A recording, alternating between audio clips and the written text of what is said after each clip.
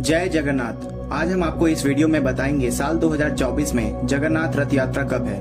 वह जगन्नाथ रथ यात्रा 2024 की तारीख व मुहूर्त के बारे में। नमस्ते दोस्तों, स्वागत है आपका हमारे YouTube चैनल शॉर्ट्स विद ज्योति में। भगवान जगन्नाथ के स्मरण में निकाले जाने वाली जगन्नाथ रथ यात्रा का हिंदू धर्म में बड़ा ही पावन महत्व है। पुरी, उड़ीसा में इस यात्रा का विशाल आयोजन हर वर्ष किया जाता है। हिंदू पंचांग के अनुसार जगन्नाथ रथ यात्रा हर साल अष्ट माह के शुक्ल पक्ष की द्वितीय तिथि को निकाली जाती है। कहते हैं कि इस यात्रा के माध्यम से भगवान जगन्नाथ साल में एक बार प्रसिद्ध कुंडिचा माता के मंदिर में जाते हैं। जगन्नाथ रथ यात्रा को केवल भारत में ही नहीं, दुनिया भर में एक प्रसिद्ध त्योहार के रूप में जाना जाता है। विश्व भर के लाखों श्रद्धालु इस रथ यात्रा के साक्षी बनते हैं। रथ यात्रा से एक दिन पहले श्रद्धालुओं के द्वारा कुंडिचा मंदिर को धुला जाता है। इस परंपरा को कुंडिचा मां अर्चन कहा जाता है। साल 2024 में जगन्नाथ रथ यात्रा 7 जुलाई दिन रविवार को है। जगन्नाथ से यहाँ आशय है जगत के नाथ यानी भगवान विष्णु। उड़ीसा राज्य में पुरी में स्थित भगवान जगन्नाथ मंदिर भारत के 4 पवित्र धामों में से एक है। हिंदू मान्यता के अनुसार ऐसा कहा जाता है कि हर व्यक्ति को जीवन में एक बार भगवान जगन्नाथ के मंदिर के दर्शन के लिए अवश्य जाना चाहिए। भगवान जगन्नाथ की रथ यात्रा में उनके भाई बलभद्र और बहन सुभद्रा भी शामिल होते हैं। रथ यात्रा के दौरान पूरी श्रद्धा और विधि विधान के साथ तीनों की आराधना की जाती है और तीनों के भाव एवं विशाल रथों को पुरी की विशाल सड़कों में निकाला जाता है। बलभद्र के रथ को तलध्वज कहा जाता है, जो यात्रा में सबसे आगे चलता है, और सुभद्रा के रथ को दर्पतलन कहा जाता है, जो मध्य में चलता है। जबकि भगवान जगन्नाथ के रथ को नंदी घोष या गरुड़ ध्वज कहा जाता है, जो सबसे अंत में चलता है। हर साल ये पर्व लाखों श्रद्धालु, सैलानियों एवं जनमानस को अपनी ओर आकर्षित करता है।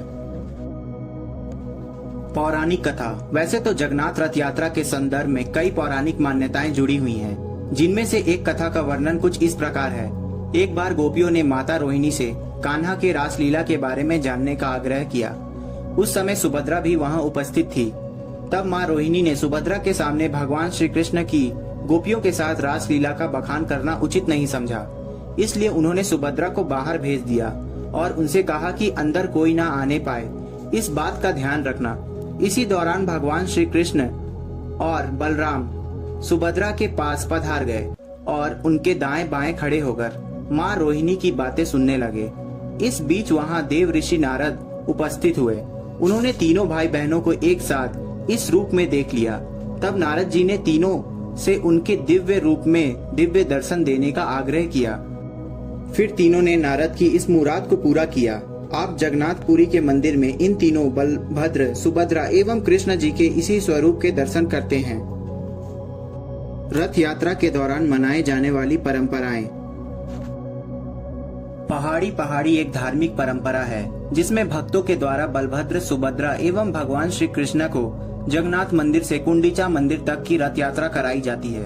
कहा जाता है कि कुंडिचा भगवान श्री कृष्ण की सच्ची भक्त थी और उनकी इसी भक्ति को सम्मान करते हुए ये तीनों उनसे हर वर्ष मिलने जाते हैं। छेरा पहरा। रथ यात्रा के पहले दिन छेरा पहरा का रस्म निभाई जाती है, जिनके अंतर्गत पुरी के गजपति महाराज के द्वारा यात्रा मार्ग एवं रथों को सोने के झाड़ू से स्वच्छ किया जाता है। दरअसल प्रभु के सामने हर व्यक्ति समान है, इसलिए एक राजा साफ सफाई वाले भी कार्य करता है। ये रस्म यात्रा के दौरान 2 बार होती है। एक बार जब रथ यात्रा को कुंडिचा मंदिर की ओर ले जाया जाता है और दूसरी बार तब जब रथ को वापस जगन्नाथ मंदिर की ओर लाया जाता है।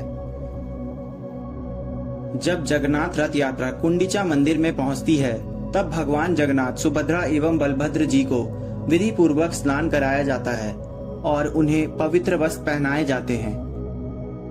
यात्रा के 5वें दिन हेरा पंचमी का महत्व है। इस दिन माँ लक्ष्मी भगवान जगन्नाथ को खोजने आती हैं, जो अपने मंदिर को छोड़कर यात्रा में निकल गए हैं। यात्रा का धार्मिक एवं सांस्कृतिक महत्व। इस यात्रा का धार्मिक एवं सांस्कृतिक दोनों महत्व है। धार्मिक दृष्टि से देखा जाए तो पूरा यात्रा भगवान जगन्नाथ को समर्पित है, जो कि भगवान विष्णु के अवतार माने जाते हैं। हिंदू धर्म की आस्था का मुख्य केंद्र होने के कारण यह यात्रा का महत्व और भी बढ़ जाता है। कहते हैं कि जो कोई भक्त सच्चे मन से और पूरी श्रद्धा के साथ इस यात्रा में शामिल होते हैं, तो उन्हें मरणों उपरांत मोक्ष की प्राप्ति होती है। वे इस जीवन मरण के चक्र से बाहर निकल जाते हैं। इस यात्रा में शामिल होने के लिए दुनिया भर से लाखों श्रद्धालु देश विदेश से आते हैं और इस यात्रा में हिस्सा लेते हैं। देश विदेश के सैलानियों के लिए ये यात्रा एक आकर्षण का केंद्र भी माना जाता है। हम आशा करते हैं कि आपको हमारी ये वीडियो अच्छी लगी होगी। अगर वीडियो अच्छी लगी हो तो कृपया हमारे चैनल को लाइक करें और सब्सक्राइब करें और हमारे वीडियो को भी शेयर करें।